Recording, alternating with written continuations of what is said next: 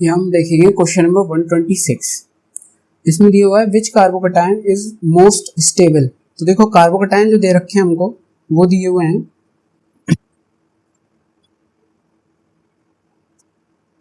देखो ये हमको कार्बोकैटायन दे रखे हैं, इसमें बताना है कि मोस्ट स्टेबल कौन सा है। तो देखो हमें पता होता है कि कार्बोकैटायन कब स्टेबिलिटी होगी, या तो हम देखेंगे कि प्राइमरी है, सेकेंडरी है, टर्शरी है, या फिर हम देखते हैं फिर कंजुगेशन पे आते हैं। तो देखो अगर हम डी की बात करें तो ये तो टर्शरी है, और देखो एक डबल बॉन्ड के साथ कॉन्फ़िगरेशन, ये कंजुगेशन में है, इस डबल बॉन्ड के साथ कंजुगेशन में है। यहाँ पे क्या है, यहाँ पे देखो ये है सेकेंडरी, और कंजुगेशन में किसके साथ है, ये इसके कंजुगेशन में साथ है, और यहाँ पे पॉजिटिव आ जाएगा तो इसमें भी कंजुगेशन आ जाएगी। अब देखो सी वाले पार्ट में क्या है,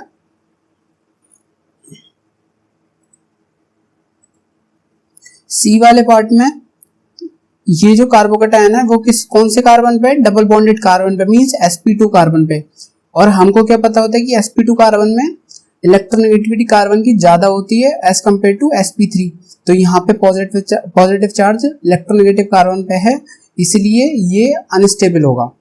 यहाँ पे देखो ये प्राइमरी है और यहाँ पे कोई भी कंजुगेशन नहीं है डबल बॉन्ड के साथ, तो यहाँ पे कंजुगेशन किस में है, यहाँ पे पॉजिटिव चार्ज दो डबल बॉन्ड के साथ कंजुगेशन में है, इसलिए यहाँ पे ये वाला मोस्ट स्टेबल होगा।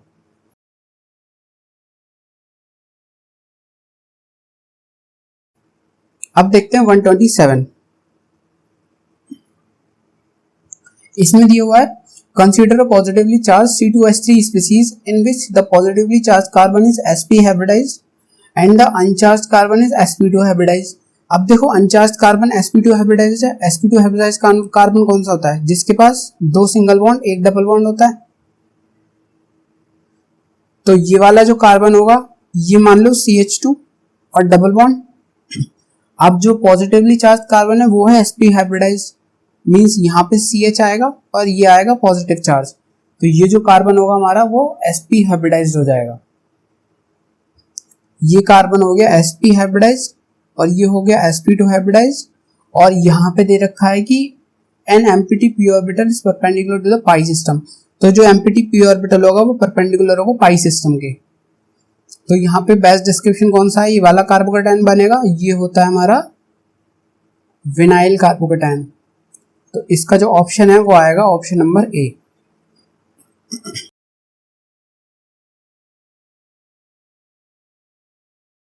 अब देखते हैं क्वेश्चन नंबर 128। देखो क्वेश्चन नंबर 128 में कैसे दे रखा है हमको कि डिफरेंट रिएक्शन दे रखी है, उसमें पूछा है कि कौन सी एक्सोथर्मिक नहीं है। देखो एक्सोथर्मिक रिएक्शन कब होगी, मींस हीट रिलीज होगी, और हीट रिलीज कब होगी, जब हमें हीट प्रोवाइड नहीं करनी पड़ेगी। अब हम हीट प्रोवाइड कब ना करें, जब हमारा जो फ्री रेडिकल बनेगा या फिर कोई पॉजिटिव आयन बनेगा या कार्बन आयन या कार्बोकैटायन बनेगा तो वो स्टेबल बने। मींस अगर कार्बन है और उससे कोई हाइड्रोजन जुड़ा हुआ है, अगर उसकी रिएक्शन हो रही है तो C++X- बनता है या फिर फ्री रेडिकल बनता है, जैसे भी होता है। तो ये जो स्पीसीज है ये वाली हमारी स्टेबल बननी चाहिए, तभी तो ये रिएक्शन बिना किसी हीट प्रोवाइड करे हो जाएगी, मींस ये स्टेबल बननी चाहिए। तो वो रिएक्शन क्या हो जाएगी हमारी, यहाँ पे हीट रिलीज होगी तो वो हो जाएगी एक्सोथर्मिक। लेकिन ये पूछ रहा है कि कौन सी एक्सोथर्मिक नहीं होगी, तो हमको क्या देखना है कि ये जो स्पीसीज बनेगी ये बननी चाहिए अनस्टेबल, तभी तो हमें यहाँ पे हीट प्रोवाइड करनी पड़ेगी रिएक्टेंट की साइड में। तो देखो जो ऑप्शन दे रखे हैं हमको वहां पे, उसमें ऑप्शन में देखो ऑप्शन नंबर डी है कि CH3Cl plus CH2 double bond CH2, और उसकी रिएक्शन करा रखी है CH4 plus CH2 double bond CHCl से। तो देखो यहाँ पे CH2 का एक बॉन्ड टूटा हुआ है, मींस यहाँ पे क्या करा है, हमें फ्री रेडिकल बनाया हुआ है। तो देखो फ्री रेडिकल यहाँ से कौन सा बनेगा, CH2 double bond CH free radical बनेगा। अब देखो ये वाला जो कार्बन है ये डबल बॉन्डेड कार्बन है, मींस इसकी इलेक्ट्रोनेगेटिविटी ज्यादा होगी sp3 से, तो यहाँ पे फ्री रेडिकल क्या होगा, अनस्टेबल हो जाएगा। ये अनस्टेबल हो जाएगा, मींस ये जो रिएक्शन होगी यहाँ पे हमें हीट प्रोवाइड करनी पड़ेगी इसको बनाने के लिए, तभी ये रिएक्शन पॉसिबल है। तो ये जो रिएक्शन होगी वो होगी एंडोथर्मिक। तो इसका ऑप्शन नंबर दिया हुआ है हमको, ऑप्शन नंबर डी करेक्ट है इसका।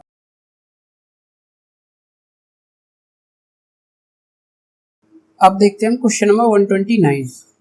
तो क्वेश्चन नंबर 129 में list the following carbocation in order of decreasing stabilization energy.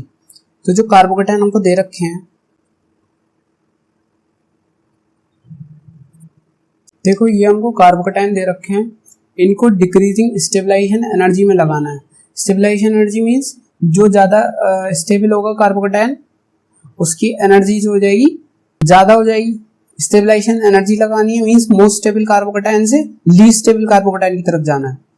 तो देखो ये वाला जो कार्बोकेटाइन है हमारा टर्शरी कार्बोकेटाइन है, और इसके देखो अल्फा कार्बन देखते हैं, ये तीनों अल्फा कार्बन हो गए। तो अल्फा हाइड्रोजन कितने हो गए, 3 यहाँ पे, 2 यहाँ पे, 2 यहाँ पे, 7 अल्फा एच हो गए, और टर्शरी भी है। फिर देखो ये वाला सेकेंडरी है, ये अल्फा कार्बन, ये अल्फा कार्बन, तो 4 अल्फा एच इसके पास हो गए। फिर देखो ये आया प्राइमरी, प्राइमरी आया और इसके पास ये वाला अल्फा कार्बन है, 1 अल्फा एच आ गया। अब देखो ये जो कार्बोकेटाइन है ये कौन से कार्बन पे है, जो डबल बॉन्डेड है, मींस यहाँ पे इलेक्ट्रोनेगेटिविटी कार्बन की इस वाले की ज्यादा होगी as compare to sp3 carbon. तो यहाँ पे पॉजिटिव चार्ज अनस्टेबल होगा, तो यहाँ पे ये लीस्ट स्टेबल कार्बोकेटाइन हो जाएगा। तो इसलिए जो स्टेबिलिटी ऑर्डर आएगा वो आएगा 3 देन 4 देन 2 एंड देन 1। और ये जो ऑप्शन हमको दिया हुआ है वो दिया हुआ है ऑप्शन नंबर बी में।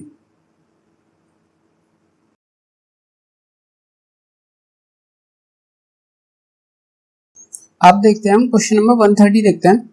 इसमें देखो 2 रिएक्शन दे रखी है, एक तो ये वाली है और एक ये वाली है। इसमें क्या पूछा है कि for the following 2 acid base reaction which statement is true. तो हमें रिएक्शन फेवरिंग पूछी है कि लेफ्ट साइड जाएगी या राइट साइड जाएगी, कहाँ रिएक्शन फेवर करेगी। तो देखो जो एसिड बेस रिएक्शन होगी वहां पे क्या होता है, जो formation of weak acid and weak base favours करती है रिएक्शन के। अब देखो अगर हम वैसे ही निकालें तो CH3 CH2 माइनस है, अब कार्बन पे नेगेटिव चार्ज है और यहाँ पे क्या है नाइट्रोजन पे नेगेटिव चार्ज। अब तो देखो नेगेटिव चार्ज कहाँ स्टेबल होता है, मोर इलेक्ट्रोनेगेटिव एटम पे, मींस ये नाइट्रोजन पे मोर इलेक्ट्रोनेगेटिव है कार्बन से, तो स्टेबिलिटी कहाँ होगी नेगेटिव चार्ज की, यहाँ पे ज्यादा होगी। तो रिएक्शन किधर जाएगी, राइट में जाएगी। ठीक है, तो रिएक्शन फेवर्स राइट। अब यहाँ पे देखो, यहाँ पे OH माइनस है मींस O पे नेगेटिव चार्ज है, यहाँ पे F पे नेगेटिव चार्ज है। कौन सा मोर इलेक्ट्रोनेगेटिव है, फ्लोरीन मोर इलेक्ट्रोनेगेटिव है देन ऑक्सीजन। तो नेगेटिव चार्ज की स्टेबिलिटी कहाँ पे ज्यादा होगी, फ्लोरीन पे ज्यादा होगी। तो ये रिएक्शन कहाँ जाएगी, लेफ्ट साइड इधर जाएगी, क्योंकि यहाँ पे स्टेबिलिटी नेगेटिव चार्ज की ज्यादा है। तो जो फर्स्ट वाली फेवर्ड हो रही है राइट की तरफ फेवर्ड होगी, और लेफ्ट वाली फेवर्ड होगी, वो सेकेंड वाली फेवर्ड होगी लेफ्ट की तरफ। तो इसमें जो ऑप्शन दिया हुआ है हमको वो ऑप्शन नंबर ए करेक्ट है इसका।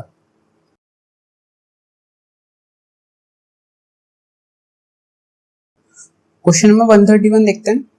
इसमें दिया हुआ है rank the hydrogen atom HAHBHC in the following molecule according to their acidic strength. तो देखो एसिडिक स्ट्रेंथ में हमको पता होता है कि एसिडिक स्ट्रेंथ कब निकालते हैं, जब हाइड्रोजन कब मोर एसिडिक होगा, जब उसका कंजुगेट बेस स्टेबल होगा, मींस जो एनायन बनेगा हमारा वो स्टेबल होना चाहिए, मींस जो एनायन बनेगा हमारा वो स्टेबल होना चाहिए। तो यहाँ पे कैसे होगा, देखो हम एक एक करके हाइड्रोजन रिमूव करके स्टेबिलिटी देखते हैं कि एनायन कौन सा स्टेबल है। तब HA निकालेंगे तो HA के केस में कुछ ऐसे आएगा, यहाँ पे देखो कोई स्टेबिलिटी नहीं है, यहाँ पे हमने निकाला HA। अब देखो अगर हम HB निकालते हैं तो यहाँ माइनस आएगा। अब देखो ये कंजुगेशन में है डबल बॉन्ड के साथ, तो यहाँ पे HB निकाला, इसकी स्टेबिलिटी ज्यादा रहेगी। अब यहाँ पे नेगेटिव चार्ज आएगा। अब देखो ये जो नेगेटिव चार्ज है वो sp2 कार्बन के पास है, मींस यहाँ पे जो कार्बन है उसके पास डबल बॉन्ड है, इसकी इलेक्ट्रोनेगेटिविटी ज्यादा होगी, इलेक्ट्रोनेगेटिविटी ज्यादा होगी तो इसके पे नेगेटिव चार्ज स्टेबल भी रहेगा। तो यहाँ पे निकाला था हमने HC, तो स्टेबिलिटी कहाँ पे आएगी, सबसे ज्यादा HB वाले के केस में, फिर आएगी HC के केस में, फिर आएगी HA के केस में। तो एसिडिक ऑर्डर क्या हो गया, HB सब more acidic, then HC and then HA। तो ये जो हमें ऑप्शन दिया हुआ है वो ऑप्शन दिया हुआ है ऑप्शन नंबर C।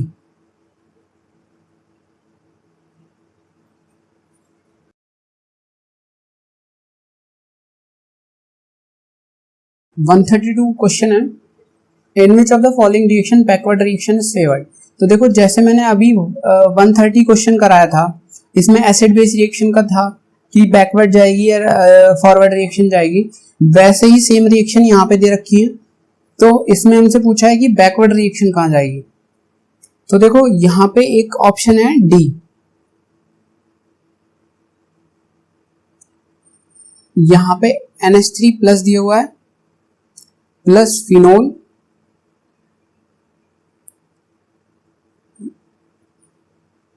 ये एनिलीन प्लस OH2 प्लस। अब देखो यहाँ पे क्या पूछा है हमें कि बैकवर्ड रिएक्शन कौन सी जाएगी, तो ये वाली बैकवर्ड क्यों जाएगी। देखो ऑक्सीजन पे क्या है पॉजिटिव चार्ज, यहाँ पे नाइट्रोजन पे क्या है positive charge. Positive charge less electronegative atom पे स्टेबल रहता है, और लेस इलेक्ट्रोनेगेटिव एटम कौन सा है, नाइट्रोजन। ये वाला मोर इलेक्ट्रोनेगेटिव है, तो पॉजिटिव चार्ज की स्टेबिलिटी कम हो जाएगी इस पे, तो यहाँ पे मोर हाईली स्टेबलाइज्ड होगा। वहां पर जो हमने 130 क्वेश्चन करा था अभी, उसमें हमने नेगेटिव चार्ज की स्टेबिलिटी देखी थी। नेगेटिव चार्ज मोर इलेक्ट्रोनेगेटिव पे स्टेबल होगा, और जो पॉजिटिव चार्ज है वो लेस इलेक्ट्रोनेगेटिव एटम पे स्टेबल होगा। तो यहाँ पे नाइट्रोजन पे पॉजिटिव चार्ज स्टेबल होगा, मीन्स बैकवर्ड रिएक्शन फेवर होगी। और यही हमसे पूछा है कि बैकवर्ड रिएक्शन किस ऑप्शन में फेवर होगी। तो इसमें जो ऑप्शन है वो ऑप्शन नंबर डी करेक्ट है।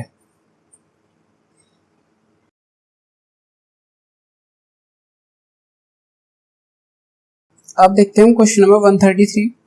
इसमें पूछा है विच कार्बोकैटायन इज मोस्ट स्टेबल। तो देखो ये कार्बोकैटायन हमको दे रखे हैं, इसमें मोस्ट स्टेबल कार्बोकैटायन हमको बताना है। देखो यहाँ पे ये पॉजिटिव चार्ज है, अब ये पॉजिटिव चार्ज किस किस के डबल बॉन्ड की कंजुगेशन में है, ये देखो ये पॉजिटिव चार्ज इस डबल बॉन्ड के कंजुगेशन में, इस डबल बॉन्ड के कंजुगेशन में। अब इस ये वाले डबल बॉन्ड के कंजुगेशन में नहीं है, सिर्फ ये दो डबल बॉन्ड के कंजुगेशन में है यहां से, ठीक है। बी वाले केस में देखते हैं, बी वाले केस में देखो यहाँ पे कोई कंजुगेशन नहीं है इसके साथ, सिर्फ ये कंजुगेशन में है। सी वाले केस में देखो यहां से ये शिफ्ट हो जाएगी, पॉजिटिव चार्ज यहाँ पे आ जाएगा। अब ये पॉजिटिव चार्ज इन दो के साथ भी तो कंजुगेशन में हो जाएगा, तो यहाँ पे पूरे में कंजुगेशन है, तीनों डबल बॉन्ड के साथ पॉजिटिव चार्ज कंजुगेशन में है। इस वाले केस में नो कंजुगेशन, क्योंकि यहाँ पे कोई कंजुगेशन नहीं है। तो जो मोस्ट स्टेबल कौन सा होगा, सी वाला होगा, क्योंकि इसमें सबसे ज्यादा कंजुगेशन है।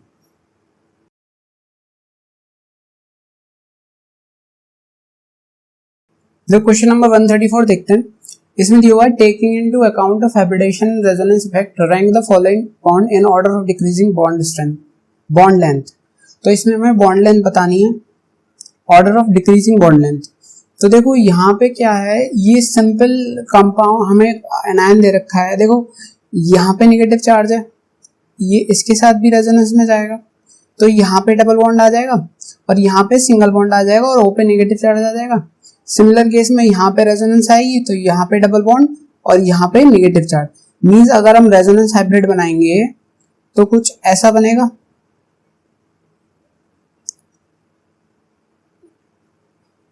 Double partial double bond character दो, इस बॉन्ड पे भी आएगा, इस पे भी आएगा और इस पे भी आएगा, और नेगेटिव चार्ज यहाँ पे भी रहेगा और यहाँ पे भी रहेगा 2-।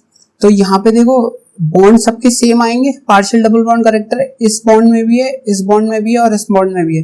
तो यहाँ पे जो बॉन्ड लेंथ आएगी वो सबकी सेम आएगी।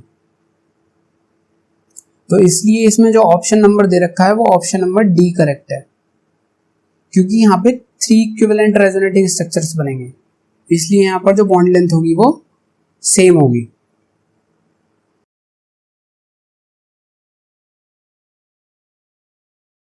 क्वेश्चन नंबर 135 देखते हैं। इसमें दिया हुआ which one among the following carbocation has the longest half life. Longest half life means stability ज्यादा होनी चाहिए। अब देखो यहाँ पे हम क्या कहेंगे, ये कार्बोकैटायन यहाँ पे पॉजिटिव चार्ज है, तो फिनाइल रिंग के साथ रेजोनेंस स्टेबलाइज्ड होगा, यहाँ पे क्या है, ये अल्फा कार्बन है तो अल्फा हाइड्रोजन कितने हो गए, 9 अल्फा एच हो गए, तो यहाँ पे हर पे कंजुगेशन पॉसिबिलिटी होगी। यहाँ पे कोई रेजोनेंस नहीं है, ठीक है। यहाँ पे देखो, यहाँ ये जो साइक्लोप्रोपाइल मिथाइल कार्बोकेटायन होता है ये वाला, यहाँ पे क्या होता है, एक्सेप्शनल स्टेबिलिटी होती है ड्यू टू सिग्मा रेजोनेंस, या इसको बोलते हैं हम डांसिंग रेजोनेंस। जब एक्सेप्शनल स्टेबिलिटी हो जाएगी सिग्मा रेजोनेंस की वजह से, तो जो हाफ लाइफ होगी इसकी सबसे ज्यादा होगी। क्यों? क्योंकि यहाँ पे स्टेबिलिटी सबसे ज्यादा है इन चारों केस में, सबसे ज्यादा स्टेबिलिटी ए वाले केस में, इसीलिए इसकी सबसे ज्यादा लॉन्गेस्ट हाफ लाइफ होगी।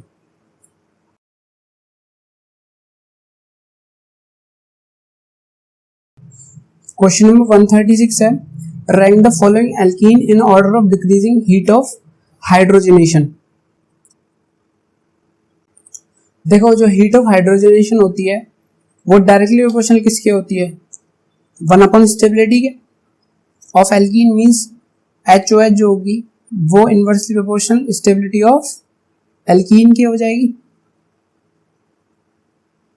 अब देखो, यहाँ पे लीस्ट स्टेबिलिटी चाहिए हाईएस्ट हीट ऑफ हाइड्रोजनेशन के लिए, तो लीस्ट स्टेबल एल्कीन कौन सा होगा, जो लीस्ट स्टेबल एल्कीन होगा हमारा वो होगा, देखो ये वाला, फर्स्ट वाला। क्यों? क्योंकि ये क्या है, मोनो सब्स्टिट्यूटेड है। तो लीस्ट स्टेबल एल्कीन की स्टेबिलिटी ऑर्डर देखते हैं, फर्स्ट वाला, देन देखो फोर्थ। क्यों? क्योंकि देखो डाई सब्स्टिट्यूटेड ये भी है और ये भी है, और ये वाला ट्रांस है और ये वाला सिस है, तो सिस वाला लीस्ट स्टेबल होगा, तो फोर्थ, एंड देन आ जाएगा थर्ड, एंड देन आ जाएगा सेकेंड। क्यों? क्योंकि ये वाला जो है ट्राई सब्स्टिट्यूटेड है, जितना ज्यादा सब्स्टिट्यूटेड एल्कीन होगा उतनी ज्यादा उसकी स्टेबिलिटी होगी। तो जो HOH ऑर्डर आ जाएगा हमारा वो आ जाएगा 1, देन 4, देन 3 एंड देन 2, जो ऑप्शन में दे रखा है हमको, ऑप्शन नंबर डी में।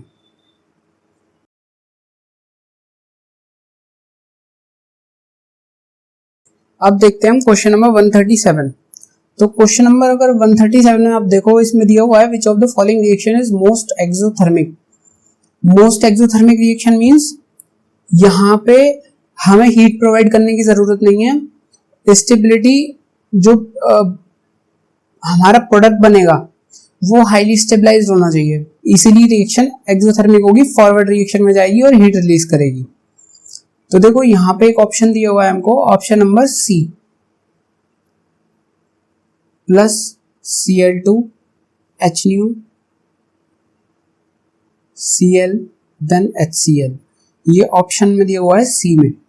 तो इसमें देखो क्या हो रहा है, जो CCl बॉन्ड एनर्जी है वो हाईएस्ट है और 3 डिग्री फ्री रेडिकल बनना है जो कि हाईली स्टेबलाइज्ड है, तो ऑप्शन नंबर सी में मोस्ट एक्सोथर्मिक रिएक्शन होगी।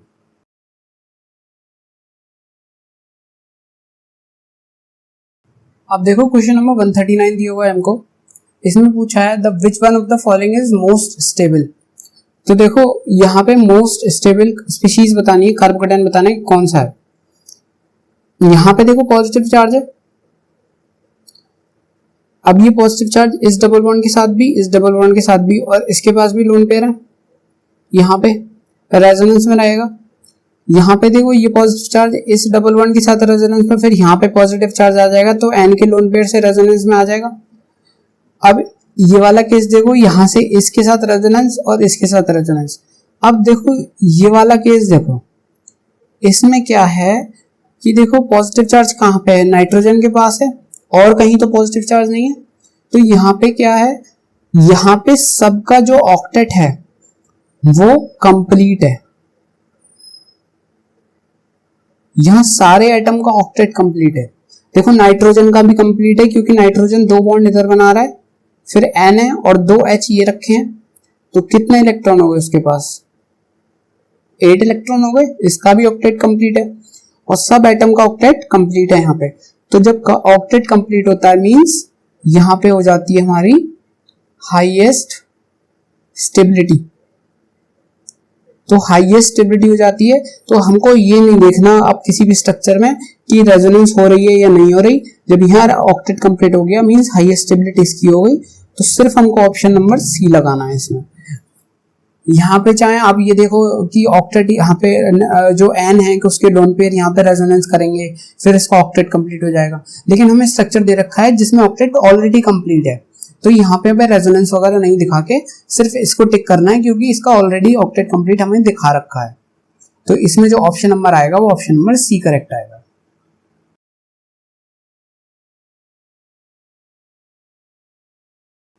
अब देखो क्वेश्चन नंबर 140, इसमें दिया हुआ है विच of the following is strongest acid.